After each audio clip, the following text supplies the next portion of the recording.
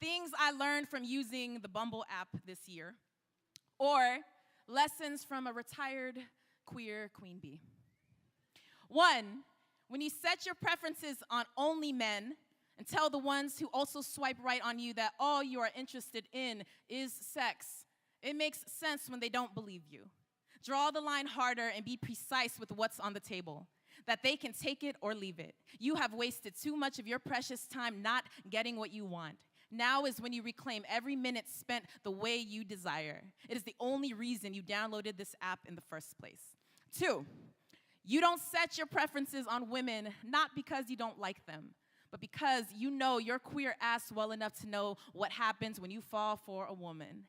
That it is a different table you lay your needs on when a woman you are attracted to is sitting across from it. Stick with men. Plus, women make you hella shy.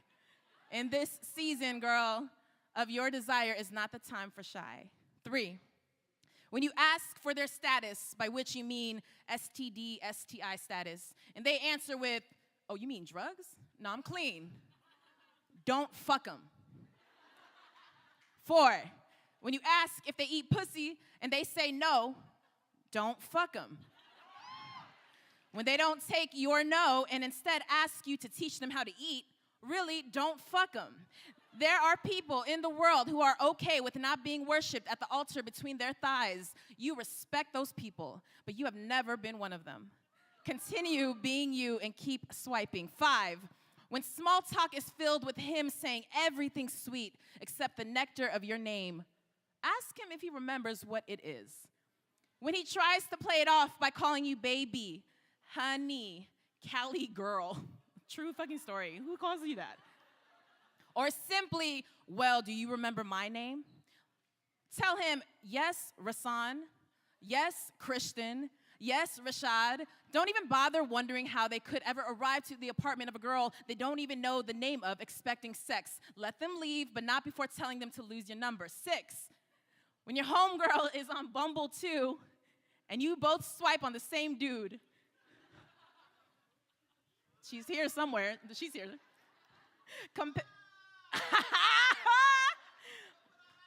I wasn't saying your name, sis. I was just looking.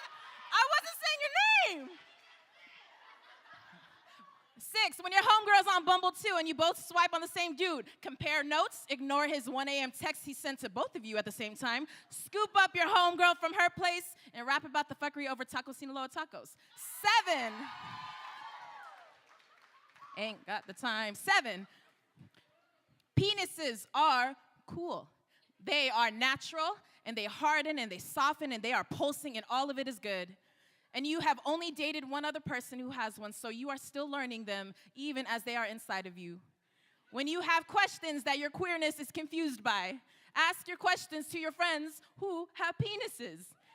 Thank them for the emotional and intellectual labor. You are now more prepared than you were before, and in retrospect, that is a good thing for all parties involved. Go you. 8, don't beat yourself up, but perhaps you are too old for hickeys by now.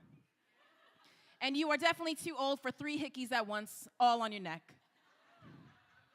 And you are most certainly too old for getting all of them while hooking up with a guy in the backseat of your best friend's car. Bitch, you are lucky you are on vacation in Hawaii when this happened. 9, when they ask you what you do, just say artist. When they ask what kind of art, ask yourself what it's worth to tell a man you do not plan on seeing past this one-night stand what it means to give him even a fragment of you that you did not put on the table. Don't give away anything of yourself that you spent your entire life nurturing into a pulse you depend on. 10, speaking of giving yourself away, when you unexpectedly hit it off with a real estate guy through both good sex and great conversation afterwards, it is okay to be suspect about why he went ghost on you days later. When your Nancy Drew detective ass spends the weekend with your homegirls wondering where he went, and you discover by methods that you're too ashamed to admit in this poem that he was indeed arrested the morning after you both fucked, you are, someone said, aw. You are absolutely, positively, without a doubt in anyone's mind, allowed to lose every ounce of your shit. 11. When Jail Bay writes you a second letter. This is a true fucking story of my life right now. When Jail Bay writes you a second letter because you never responded to his first one. Debate sending him a copy of the newspaper article you discovered when you Googled him and learned that, fam, he was arrested because he robbed not one, not two, but 3 banks.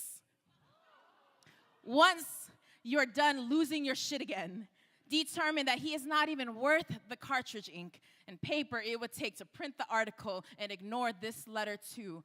12, it is completely okay, Terisa, that you're not looking for love right now. Just know that love is always, constantly, fiercely looking for you. 13, you know it is not here. 14, you know it is not here. 15, you know it is not here. And lastly, when you do decide they are worthy of your energy, you and all your queer brown woman body have to decide. Either you go to their place and have control over leaving if you want, or they come to yours and you tell at least 3 friends about it, screenshot and send them a picture of him, hide your keys and wallet next to your condoms, and the knife you tuck in your drawer to the right side of your bed. Text your friends when he arrives and then text them when he leaves. As lengthy of a process the latter is, at least you know the layout of your apartment better than he is.